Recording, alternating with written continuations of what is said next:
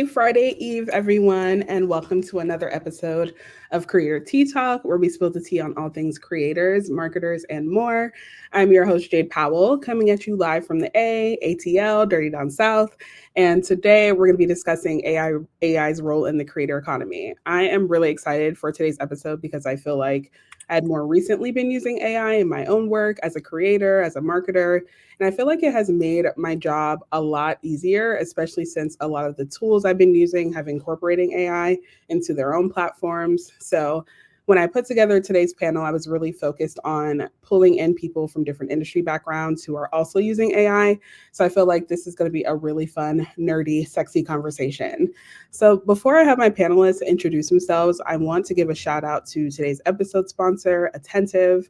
I had the pleasure of partnering with Attentive, I think back in 2022, which for some reason feels like ages ago, when we teamed up for their Thread conference in NYC. And I had such a fun time just learning about e-commerce, personalization strategies. I also got to see Taraji P. Henson in real life, which had me a bit gagged. And I have to say, it was just one of the best times I ever had. So I'm excited to be having them partnering with me again. So I'd love to have Colleen introduce herself and tell the people a little bit more about Attentive. Thank you so much, Jade. Hi, everyone. I'm Colleen, the Senior Social Media Specialist at Attentive. So excited to be listening to this conversation tonight. But before we get started, I just want to tell you a little bit about who Attentive is and a little bit about the latest AI solutions that our team has been building. So we are an AI marketing platform designed to maximize performance with personalized SMS and email. We empower over 8,000 leading brands to achieve hyper-personalized communication with their customers on a large scale. At our core, we started as an SMS business in 2016. Retailers were seeing more than 50% of their browsing sessions on mobile devices, but checkouts were lagging dramatically behind. Fast forward 7 years, and we've evolved into a globally trusted SMS and email solution to meet those shopping needs. Now, consumers today are demanding more personalization than ever before. Thanks to recent Attentive AI advancements, true one-to-one personalization is now possible. We're here to simplify the complex systems of data, AI models, and integrations so brands can focus on what matters most, delivering incredible shopper experiences. With over 90 billion text messages sent by brands that we work with, we've gathered trillions of data points on consumer behavior, powering our AI models to understand intent, browsing history, purchase patterns, and so much more. Our latest solutions, AI Journeys and AI Pro, allow you to personalize every message, taking revenue and engagement to the next level. Here's how they work. AI Journeys is a product that, if you think about all of the triggers you have on your website that respond to consumer behavior, we can write specifically hyper-personalized messages at a consumer level for each one of those triggers. It's not a decision tree anymore. It's not segments. It's really authentically written for each consumer. AI Pro optimizes who you're targeting in every campaign by filtering out those who won't buy and adding subscribers who are likely to engage that day. Every message can be fine-tuned with send time optimization to the individual subscriber and personalized copy recommendations in the brand's voice. Leading brands like Hot Topic, Rainbow, Swim Outlet are already unlocking incredible results, including a 115% increase in revenue. We are so excited that the next evolution of Attentive AI is here, helping brands create the highest performing, hyper-personalized texts and emails. If you want to learn more or try Attentive AI for your own brand, you can reach out to us on our social platforms. You can find us at Attentive HQ. Thank you for listening. I'll pass it back to you, Jade. Thanks, Colleen. As Colleen mentioned, Attentive is doing a lot of cool shit with AI right now. So if you haven't already, definitely give them a follow. Now I want to pass the mic over to my panelists and give them some time to introduce themselves. I want to kick it off with Brett. Brett, please tell the people where you're from, where you stay at, and who you are. And feel free to popcorn it to someone else after. All right, amazing. Can everyone hear me? Steve. Okay, see, amazing. Hola. Hey, everyone. My name is Brett, and I am based here in New York City. So if there are anyone that's from New York here listening, show a little clap reaction so I can check that out. Okay. So amazing. Hey, Annie. So what I do in New York City here in the creator economy, I run a community called Creator Economy NYC. We basically are connecting creators and creator economy professionals here in this city through monthly events, whether that's a pure mixer event or hosting a panel or interview type event. So I do that. And then I'm also building a comment section analytics tool called SIFC for brands and managers. And I also work at Kickstarter as head of content creators, which I started this week. So we're cooking up some cool stuff at Kickstarter that I'm excited to share more about in the coming weeks. And I'll pass it off to Mary. I think that's me. That is you, yes. Hey everyone, I am Marie. I'm coming to you live from Mexico City, based here for the last few years and originally from New Mexico. Really excited to be part of this group. Seems like we all have coming to the conversation from a few different entry points, so it should be a pretty good chat. My background is in the creator space for the last little while. I ran product marketing at Twitch, focused on engagement products, any type of tool that helps creators engage their audiences and keep them coming back. And then I headed up marketing at Fourth Wall, which is a creator e-commerce startup, so helping creators to set up their own shops and members-only sites and start to spin up direct to fan monetization streams. So I actually have taken a big leap into a pretty new space for me, which is the AI world. And so I'm a few months in at Salt as heading up our marketing efforts there. And Salt's a platform that makes it easy for technical and non-technical users to build and distribute AI apps. And then on the other side of our marketplace is helping creators and other domain experts to find what they need to incorporate AI into their work streams in a way that works for them. So yeah, excited to be here. And I will pass it over to Charisse. Hello, thank you so much for having me on the platform today. Super excited about all the people that are here, loving it. So I am Charisse. I live in Charlotte, North Carolina, originally from Norfolk, Virginia. And I come to AI from a number of different ways. I am the founder of AI Consultants for Nonprofits. So the majority of my clients are in the nonprofit space where we just teach them how to use AI thoughtfully. And I am also an AI art creator. I'm also the founder of Black Women AI Art, where we help Black women tell their stories visually using AI art. And it has been an incredible time seeing how our art space has really exploded, has really pushed me into the product space as well. And I guess we can talk about that a bit later on, but that's how I come into this world from AI from the nonprofit and from the art space. And I will give it over to Geneva.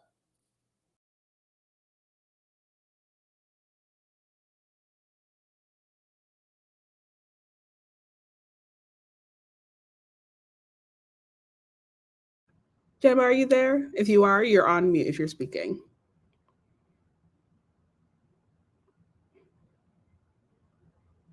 Okay, let's pass it over to Chris in the meantime. Sounds good. I'm Christopher Penn. I'm the co-founder and chief data scientist of TrustInsights.ai, a management consulting firm that specializes in analytics and AI. I've actually been working in the AI space starting in 2013 with machine learning and classical machine learning, and what we now call classical AI. And I started working with generative AI in 2020 when OpenAI released its GPT-2 model to the public, which was barely coherent back then. Since then, I've been quite a ride. Today, I focus on generative AI and building complex systems like AI agents. In fact, I was building one before we joined tonight, and as well as teaching AI and speaking on stages around the world on the topic. And I will pass it off to Jennifer. Great, thanks, Chris. Hi, everyone. Great to be here with you all. So I am a senior director at Attentive, where I cover customer and market insights. You've already heard plenty about Attentive from Colleen and her great intro, so I'll just focus a bit on my role.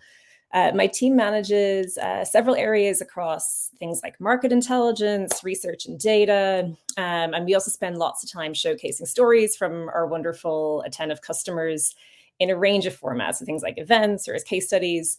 And I'm really looking forward to today's topic because I've been spending lots of time on AI this year and even late last year.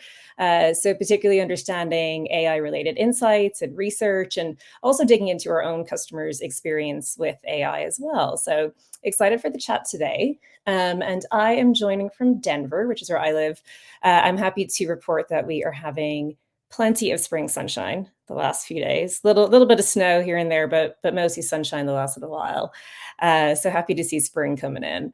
And I will see if Geneva's mic is working, or hand over to you, Jade. Yeah, Hey, I don't know. LinkedIn crashed on me, but I'm back. we did it, Joe. Thank you. Go ahead. So my name is Jeneba. I'm originally from the DMV area, Maryland. I live in Charlotte, North Carolina now. So me and Sharice are calling from the same place and have gotten to know each other in the AI space. I come into AI from user experience and product development. I've been working in tech for about 11 years. And I actually started working in AI about 5 years ago, implementing some governance and some content creation, content management tools at the enterprise level. One of the tools that I implemented was called Writer AI, and it's a generative AI platform. And so I've been working with AI for quite some time, familiar with it. I use AI pretty much every day, and people are typically shocked when I say that, but it's definitely 10x things for me from a efficiency and effectiveness standpoint. Beautiful. Thank you so much, Jennifer. So I don't want to delay this convo any longer. So let's dive right in. I feel like you can't really talk about AI without talking about the range of attitudes people have towards it. Of course, with any emerging technology in digital, there are typically people who may identify as early adopters, casual users, and skeptics. And I will say I was one of them, not ashamed. I am now a believer. So what I want to know from all of you is, when we started seeing AI kind of make its grand entrance into the space and we started seeing more tools become available, which side did you fall on? The early adopter side, casual user side, skeptic side? And how do you feel your understanding or use of AI has changed since, or stayed the same? And anyone can take it. I'm happy to kick us off. I mean, I could popcorn around. When AI came out, or like Chat GPT specifically, I would probably consider like the biggest inflection point. It was November 2022, and it was just like the craziest thing in the world. And I was using AI a little bit before through a platform called Copy.ai. And when I was building a newsletter back a couple years ago, I would always use that for like landing page copy or like stuff for social media. And then like when Chat GPT came out, it was like basically that, because they were using those models, but like you could do whatever you want. And I just was on, I guess I was on team adopt, because I recognized that I missed a lot of waves with like Web3 and all that. And I was like, all right, this AI wave, I don't want to miss. And I don't think it's a wave, frankly. I think it's just going to be a way of life. And it's like, you don't even remember what life and day-to-day is like without the fact that there's like Chat GPT as a tool. Whether you use it or not every day, it's like it exists. And that to me feels so crazy. It's like, I don't remember the world without the iPhone. This feels very similar in that essence. So I am team adopt and always have been, and think pretty much everyone should be in some capacity. I was team skeptic at first. I was aware of ChatGPT when it was released, and everybody was talking about it in the online space.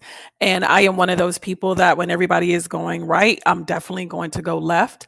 I was forced into using it when at that time I was working in a job, a nonprofit job that lost its grant writer, and all of the grants landed on my desk. And I had never written a grant before in my life. And I just happened to open ChatGPT and kind of ask it if it could write grants. And from that point, from that very generic answer that it gave me, I was like, I'm a believer. I'm all in. I'm learning all the things that I need to learn. But it was definitely a by force situation. I'll chime in here.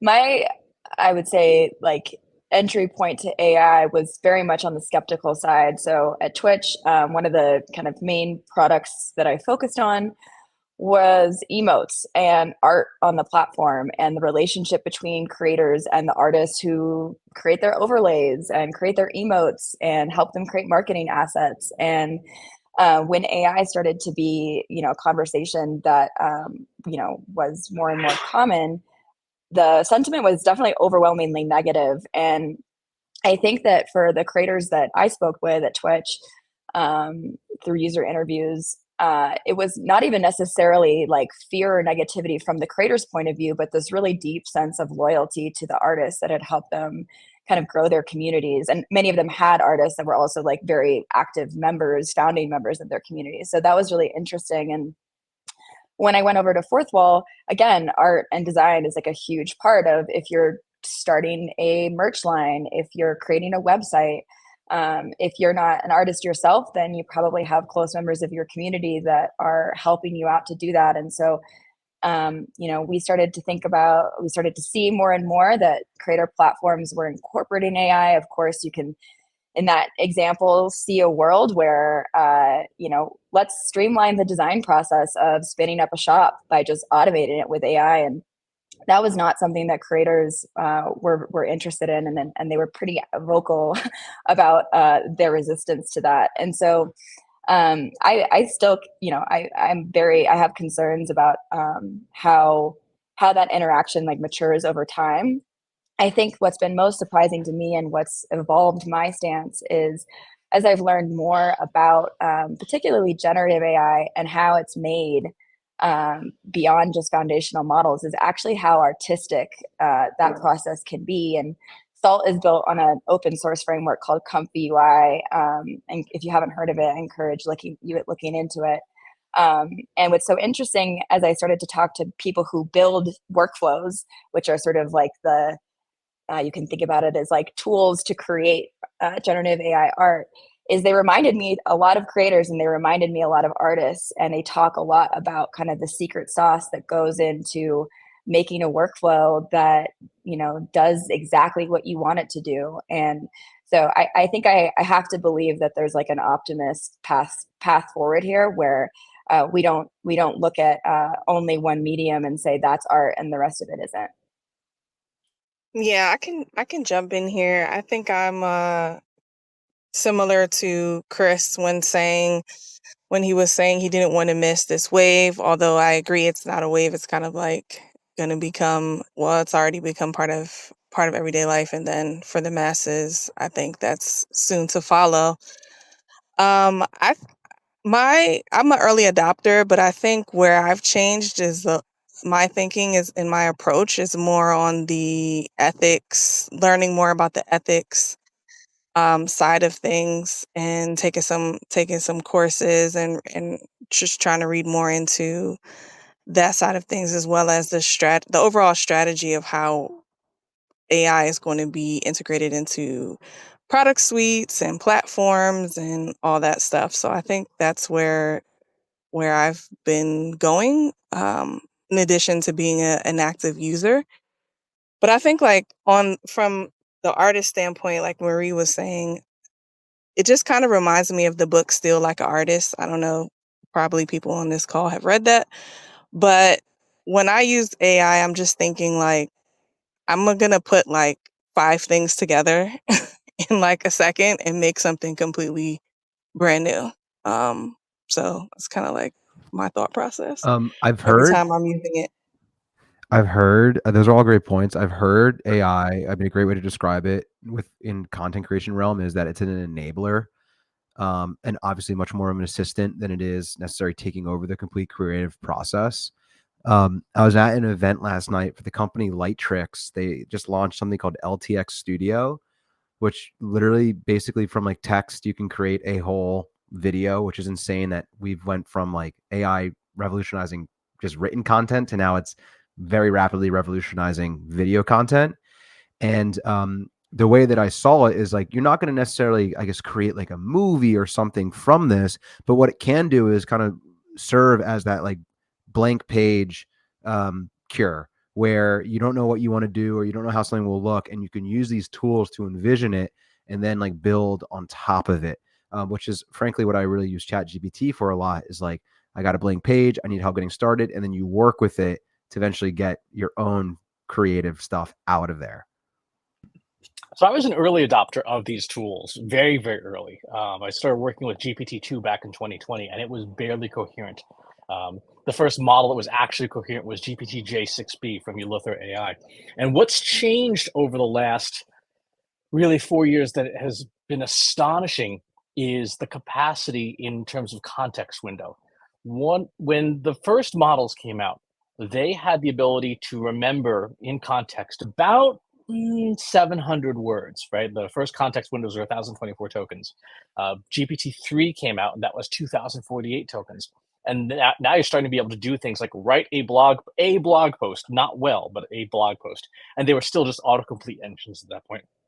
4 years later, we are now have models like Claude 3 Opus and Gemini 1.5 that have million token context windows. They can remember 700,000 words at a time.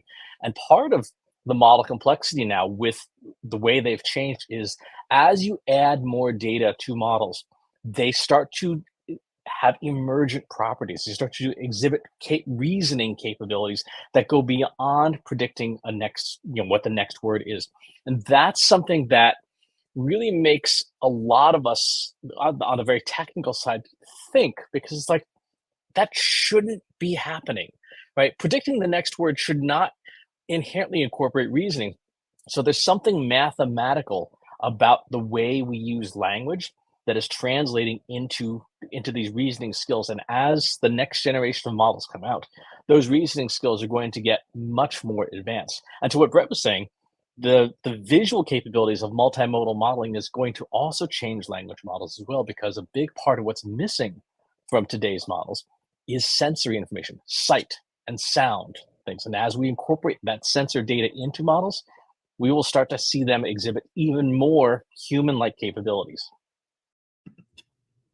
I'll round us out, and I'll be the only one to, I think, tick the casual users box. But that's probably where I started from.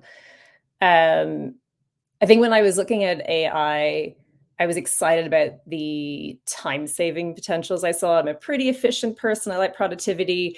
And so I was just thinking really about, AI will help write copy for me. A couple of folks have mentioned this, like going in and experimenting with ChatGPT when it first came out for things like copy or summarize a report for me, make an image really quickly. And these things are all really cool, but I think the more I started working with our brands at Attentive who are using Attentive AI, it did shift my understanding from the productivity and helping us do basic tasks faster to the actual scale potential of AI. And that I just really hadn't gotten my brain around that before until I really saw it in action. And it was actually working with one of our customers, Rainbow, for an event. And the presenter from Rainbow was speaking about how, they've got great copywriters at Rainbow, and they have seen the potential to save time with using things like Copy Assist, and they can run some A/B tests by having the AI create multiple versions of a message. But the scale that they were looking at getting to with one of our tools was like, well, how about 100,000 personalized messages? And suddenly the scale, even if you have the best copywriters, right, the scale of that is just not going to be achieved manually. And I think that's really how my understanding has shifted. It's this idea of the scale that we can drive through AI, whether it's basic tasks or whether it's through how it impacts marketing. But I think that's like one of the exciting areas that I hadn't fully grasped before I've started to see it in action or understand how marketers and brands are thinking about it. One of the things that I feel like wasn't coming across in what many of you said is that AI really feels like more of an assistant. Brett, you coined that. And it really just amplifies a lot of your existing marketing efforts. So we're seeing more marketers in this space use AI in their work to kind of amplify what they're already doing.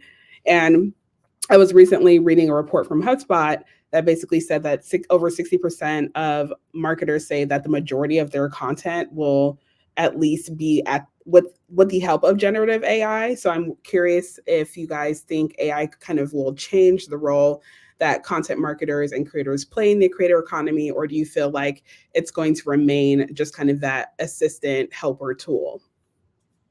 I will start this one off. There are a lot of very, very talented people on this call. Unfortunately, there are not a lot of equally talented people throughout the workforce, and generative AI's capabilities are advancing so quickly that for a lot of, I would call it commodity content, like, oh, look, another blog post, another earnings report, whatever, machines are going to do those entirely because they're so low value now that a machine writing it is actually an improvement. I used to work in PR, and machine written press releases are a better use of everyone's time and resources than having a human write the same boilerplate. And so there's going to be very large changes, particularly as agents get better. So agent technology, things like Microsoft's AutoGen framework, that allow you to give a model or series of models a very complex prompt, like write a book, and an ensemble of technologies write their own code behind the scenes to do that task and to do it reasonably well. Not as well as the best human creators, but certainly better than people who would prefer not to be doing that task. I'll just add here. I think so. First of all, I agree with the adoption. We actually see something similar or even higher actually at Attentive. It's like 80% of our customers are sending AI generated text. So we see a lot of adoption, and we think that this area is already one of the areas that AI is starting to change. I think I would try and take like an optimistic note here, in the sense of my hope, at least, is that this gives back more creative time to folks that are creators or marketers. And we could really think about, will we see more imaginative campaigns or content that's really pushing the boundaries of creativity, of utilizing human imagination? And so I hope that there is more a more like net benefit in that regard, in terms of like the quality of output that we may see. I think Chris has a good point. Some types of content are just very standardized, but others are not. And so I like the idea of like human creativity being able to focus on those like higher level areas. Again, just thinking of like from the actual marketer perspective, we interviewed a marketing manager at Hot Topic a few months back, and she was just emphasizing they have a lot to do, and just often there are not enough hours in the day to accomplish it all. And then on top of that, they work in retail, so the holidays is just so hectic for them. But it's also the time of the year where, as a retailing brand, that's when you want to be at your most creative. You want to stand out. It's a crowded market. You want to be at your most engaging, but it's when you have the least time. And so I'm optimistic in the sense of I like this potential for things like content creation, or starting off with an idea, could be a really powerful way to see a lot of content elevated, give marketers time back, particularly at those like crunch times of the year, and actually see them produce some really, really incredible content as a result of having that extra support. So I definitely see some positive gains, and we're hearing excitement from marketers about that capacity to actually spend more time thinking and on the creative work. I think that AI is interesting because when you're talking about it in the creator's sense, AI on its face, if you just go in there and just do something basic stuff, it's very average and mediocre what it will spit out.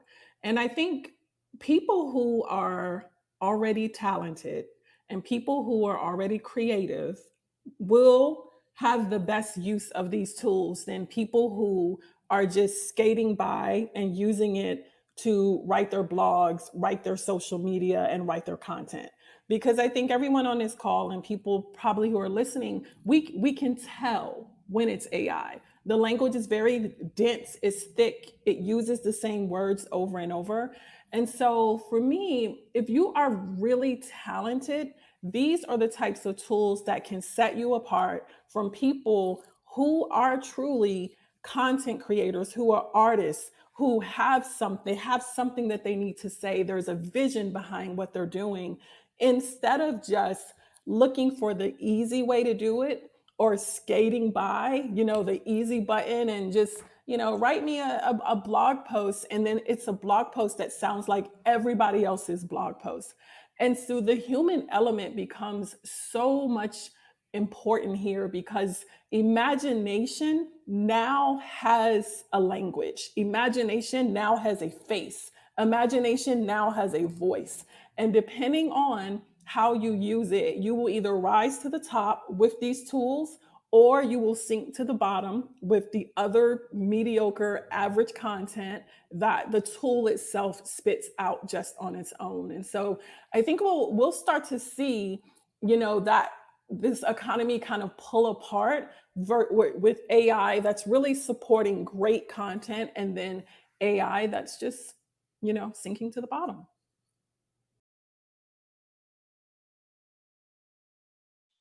I think this is a really great point. At SALT, we're very focused on what we kind of think of as domain experts, and I absolutely put creators in that category. There are vast applications of AI for kind of, as you were saying, Cherise, like the masses, people who are just looking to kind of get something out there as fast as possible, and there's not anything really like personalized or remarkable about it. And I think it's easy for, when you talk about AI, for like the reputation to kind of play in that space. What I observe, in our work, and as we talk to more and more users, is like people who are hyper focused on personalization and refinement and wanting to, to your point, push the bounds of their imagination forward. And I think one of the biggest like promise of AI is really around being able to get from an idea to a proof of concept that you can start putting in front of people and getting feedback on, and bringing your ideas to life in a way that, depending on what your skill set is, even if you're a highly skilled person who has a ton of different tools kind of available in your toolkit, I think the degree to which you're able to bring ideas to life and make them real with AI is definitely on a level that we haven't seen before. I want to touch on something that you just mentioned, Marie, personalization. It's funny because Jen and Cherise were talking about kind of the need to bring back the creativity into the work, which I feel like requires a little bit more of a human touch, especially when it comes to campaigns that are more personalized and personable. So how do you guys see hyper personalization reshaping marketing strategies kind of moving forward now that we're incorporating AI more into campaign work? I can jump in and just share thoughts, because this is one of the areas that Attentive has been investing in quite heavily, because I think, like you said, Jade, it's a balance, right? You want it to be personalized. You think that like needs like the human touch. So what's AI's role in there? And I think a lot of that really depends on the quality of the tools that you're using, to be honest, and the quality of the data that those tools are built on, and the ability for that to then actually create that personalized experience, that it sounds authentic. But I think some of it also just goes back to that scale aspect that we talked about. So like the scale of personalization that you can get to with AI. Again, you mentioned the Hot Topic already, but just in that same interview, they kind of gave a fun analogy of Having an SMS or an email subscriber list is like having millions of friends, and you want to communicate with all of those friends. Again, just realistically, doing that in a very personalized one-to-one way manually is basically impossible. And so that would just be a huge undertaking. And so this is where they feel that AI really shines for them, because if it's well trained and the data that it's built on is strong data, solid data, the AI is continuing to learn like your brand voice, like how you use things like emojis, etc., then it actually can communicate in a way that is hyper personalized to that subscriber, to like their past behavior, their past purchases, incorporating all of that knowledge in, so that it actually comes across in a way where it can feel quite natural. So I think there's like a lot of potential here. Again, it goes back to quality, but I do think we're going to see AI much more in this hyper personalized space, and it's going to really unlock things that we just can't do today with that more limited or manual capacity on a personalization level. The other thing is these tools, particularly language models, today's language models have so much training data that even if you don't personalize down to the individual, you can personalize down to the archetype. Try this the next time you're using Gemini or Claude 3 or the paid version of ChatGPT. Tell it, today you're going to role play a person named Angela. Angela's a 24-year-old professional, lives in an apartment, works at the local credit union, and so on. So just give it a personality, and then have a conversation with it. Ask it, hey, where would you go on vacation if you want to go on vacation? When you go out on Saturday night, where do you go? And what you will find is that these tools have an astonishing grasp of personality and of the traits that are associated with an archetype of a person. If you would then apply that to your personalization efforts, you can have these tools interact with other people right across the uncanny valley, to the point where the person on the other end, you should always disclose, but the person on the other end, if you didn't disclose, wouldn't know that isn't a person on the other end of a conversation. So these tools, to what Jennifer's saying, give incredible personalization, not just of like, hi, first name, but of having personalities that you can talk to and that you can feel some sense of a relationship with. It's really fascinating. Give that a try the next time you're using the larger model. I love that. Was that Christopher who was just talking? Yes, ma'am. Yes. Hi, Christopher. I love that idea. One of the things that we work with nonprofits to do, we often go in and we find that nonprofits kind of jump in wherever, whenever, wherever, however. But to get them to really know who their audience is to create personas for them, and then have those personas have a conversation in the model around their product or their service. And so they can see what those personas talk about and what those personas care about in relation to whatever service they're offering, and then craft their marketing around that. So I really do love that. And it's so very fascinating to see these models kind of create these personalities and personas, and to really sound and really like these people who are only existing in the space of the screen that we're looking at. So I totally love that idea. Yeah. And on the creator side of all of this, it's garbage in, garbage out. Like, the more good data or conversation you're having with the model, the better the results you're going to get. And I just think that people are not asking the right questions, and they're not giving the right context. So a lot of times they're not getting the right prompts out of it. 100%. Was having beers with my friend who's a painter, and she's like, I don't know how to market my paintings. I said, let's take a screenshot of your painting.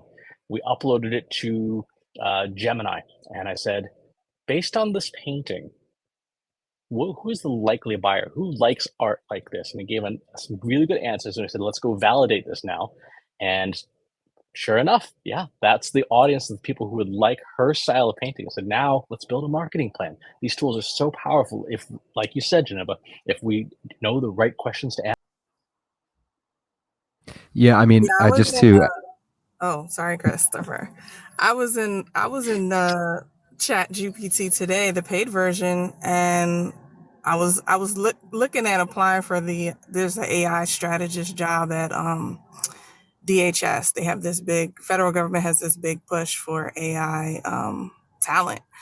So I just put in my resume, my own some of the bullet points from my resume, and I just told it to speak to the job description based on what I'm putting in there from my own personal resume, written in my voice, tone, my brand.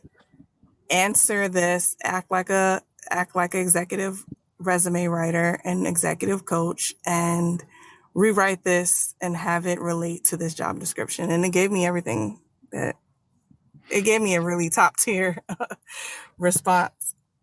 I think that, I mean, that's a perfect use case of AI, whether or not it pertains directly to the creator economy. It's still a solid use case, especially if like a creator's doing outreach or something, like back in the day, which it's hilarious to say back in the day, but you'd be like, did you Google it? Like, or someone asks you a question, like, did you just Google it? Now it's like, have you like went to Chat GPT or whatever tool you're using? Like literally like to be resourceful, you have everything that you need to get something done, and complicated tasks or things that like you just don't really want to do, you can lean on Chat GPT to do. And then you can devote more of your time to creative matter. So like, you know, why do you need to spend time trying to figure out, like sitting at your desk with a blank page to gear your resume or cover letter towards a specific job? Like just work with Chat GPT to figure it out, and then you can add in your own human edits. But I'm just, again, really excited about that aspect from a creator standpoint, and hope that a lot of creators start to lean into AI in the way that you did, because again, you're reaching out to a brand and you don't know how to gear yourself as maybe a lifestyle creator, and you want to reach out to Poppy for like an advertising thing. Well, sure, you can get creative and sit and throw stuff at the wall, but like, or you can tell ChatGPT what you're trying to achieve, who you are, who Poppy is, and let's create some unique ideas or unique pitch, and then work with it from there. And it's really that simple. Like it's not complicated at all. That's the beauty of AI, is that it's not complicated, and the tools are there, the interface is there, and it's getting better and better. Yeah, I feel like the lesson of the day really is work smart, not hard. And I feel like AI tools are really helping us all do that, especially marketers and creators or anyone who's really trying to amplify their own brand in a way. But we have about 10 minutes left, closer to 12. I want to open up the convo to anyone from the audience who has questions or additional insights that they want to share. If so, raise your hand and I'll pull you up on the mic. And if not, I'll just ask the panelists some more questions. And I see we have Joel raising his hand, so I'll go ahead and bring you up, Joel.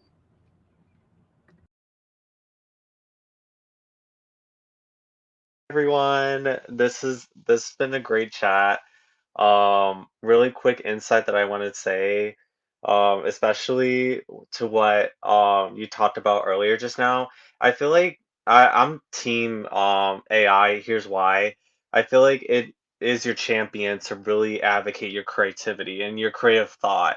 Because for me as a creative, having autism and like being having anxiety, it's really hard to like answer the question, oh, can you break down your creative process? It's like I have ideas, like, can I share it with you and I walk it through? Like you're like, can I show not tell? But because of Chat GPT and all these other resources, it taught me to articulate it. It taught me to have that high emotional intelligence.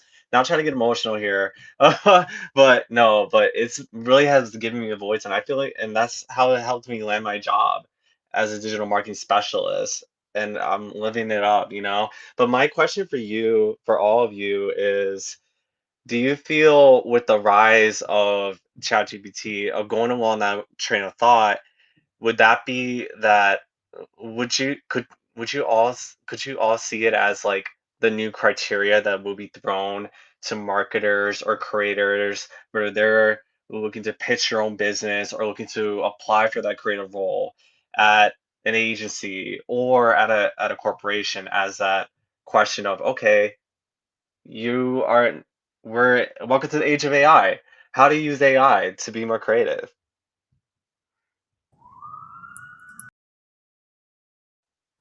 I mean, first of all, awesome stuff, Joel.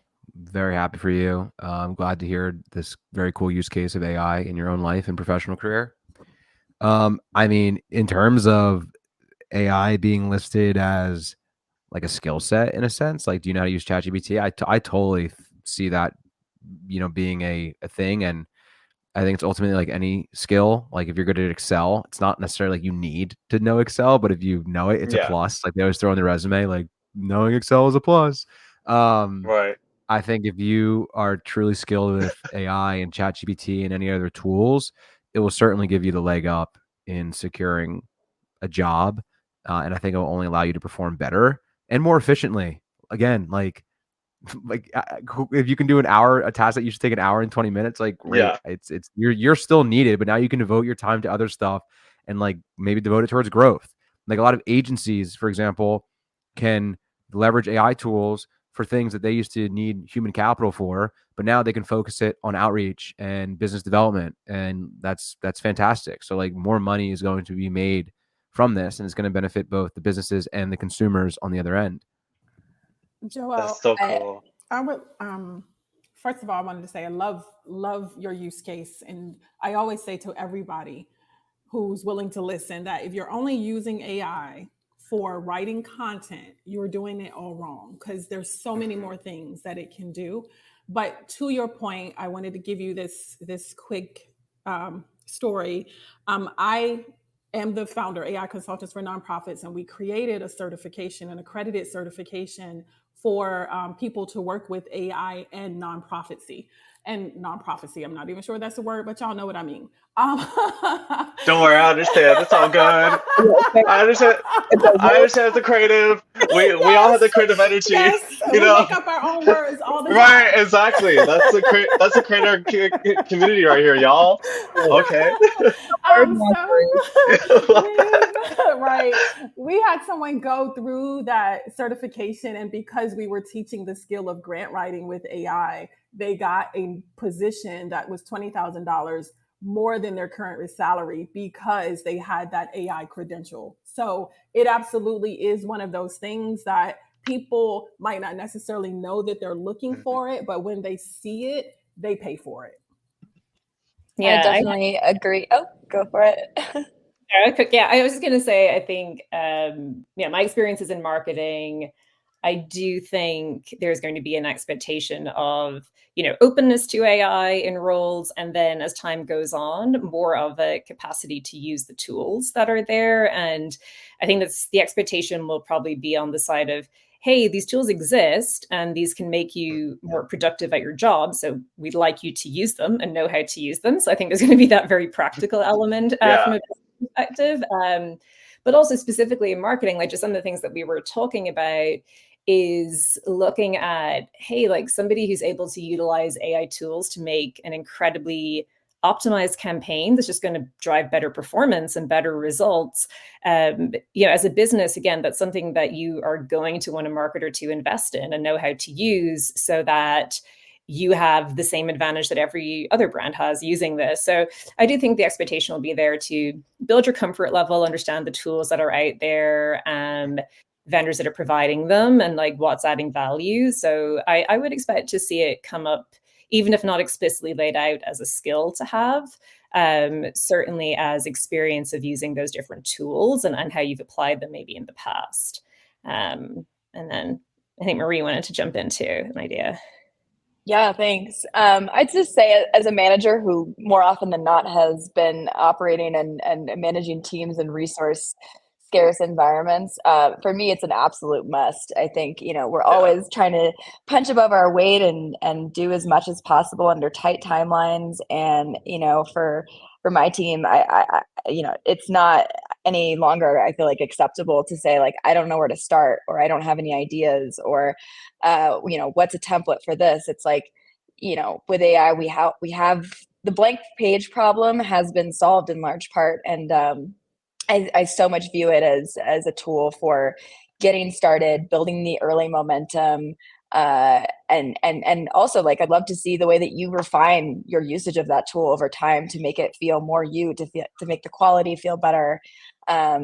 but yeah, and to be able to focus on some more of the creative projects, I think when it comes to just sort of the basics, it's definitely a sort of table stakes skill that I'd expect of anyone on my team at this point. Yeah, I don't know if it's going to be like mandatory, like have to have this certification or a degree, whatever, the same emphasis we place on those kind of things. But I definitely know as a job seeker, it's going to be competitive advantage. And I think it was Brett that said back in the day, which is funny, we used to say go ask Google, but I think if you're the person that knows how to leverage generative AI and you know how to come up with high level concepts, strategies, roadmaps, whatever is in your discipline, faster and more effectively than other people, it's definitely going to give you the upper hand on other talent. I will take a stronger stance than Brett. Sam Altman recently said, famously, he's the co-founder of OpenAI, that AI will take 95% of marketing jobs. Now, that is a gross exaggeration. It will not be quite that bad, but it will be a substantial number in a very short period of time. Echoing what Jeneba and Marie have said, these tools are mandatory now. Fluency, you don't have to have a certification, but fluency in them will be an expectation, Right. because you will be asked, hey, here's your workload. This workload presumes that you know how to use AI to get it done within the time constraints. If you don't have that fluency with AI, you will be behind from day one. Wow. No, I it makes sense, you know, it really does. And like, if I have one more follow-up and I'll make it very quick to all of you on this line of topic, right?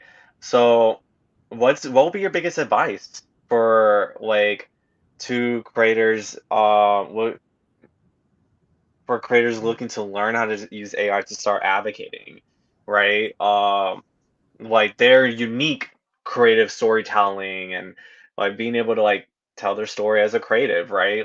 Like kind of like what Marie was touching on just a little bit earlier, like being able to fine tune it, right? Like what would be your greatest advice on that? Use it, because Use it. these tools are Awesome. fascinating in that they have absurd capability and no manual. Professor Ethan Malik at Wharton points out that the instructions that come with your garden hose you bought on Amazon are actually more detailed than the instructions you get for generative AI. And these things have the capabilities of, incredible machines. There's no instructions. So the only way to get good at it for your use case is to use it and to try to do everything you can with AI until you find out what it can't do. I'd also just recommend taking advantage of like all of the communities that exist out there. Oh, I have a little bit of an echo. There's so many communities out there where you can see what other people are creating, see what's new. I totally agree with Christopher. Use lots of tools, try them out, and then like lean on these communities so that you're not, operating in your own bubble and reinventing the wheel. There's so many other people, so many other creatives that are on this journey with you and like really generously sharing their learnings in real time. So get on Discord, check out the AI communities that relate to your interests. Okay, Stay on but Reddit. It matters. I think it's a huge help to not feel like you have to go it alone. that will be awesome. I mean, Jade, a Discord channel, Discord community. TBD. Is that I can use as a social media manager or a Discord manager. We'll No, that would be great. And then it will be all of us, right? You know, just geek out over AI. Yeah. And then yeah, we can just hit the good stories. But thank you all so much for your time. Hope I would have loved to connect with each and every one of you. I mean that sincerely, because creators sticking together is like so powerful. It's just really awesome, you know? Like you don't feel so alone. But Absolutely. That's why thank the you. community is here. Thanks for asking your question, Joel. I appreciate you talking. All right, everyone. So as much as I hate to do it, we have to wrap up this conversation. We are out of time for today's episode, but I do want to thank everyone who joined us for tea time.